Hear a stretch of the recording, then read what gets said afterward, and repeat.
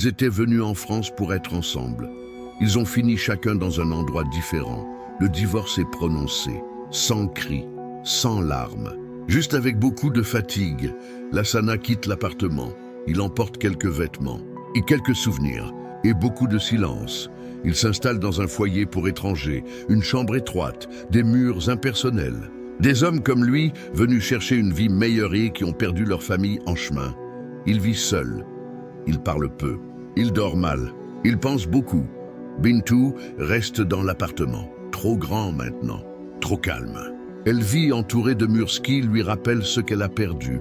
Plus de mari, plus d'enfants. Seulement des souvenirs, c'est une culpabilité silencieuse. La fille, elle, est placée en foyer d'accueil. Loin de ses parents, loin de sa culture. Loin de ce qu'elle connaissait, elle essaie de comprendre comment une famille peut se briser aussi vite. Elle essaie de respirer dans un monde qui ne lui ressemble pas. 3 vies séparées, 3 solitudes qui ne se parlent plus. Lassana voulait sauver sa famillienne partant travailler loin. Bintou voulait protéger sa fillenne, la défendant coûte que coûte. La fille voulait simplement être comprise. Personne n'a gagné. Personne n'avait tort. Mais tout le monde a perdu.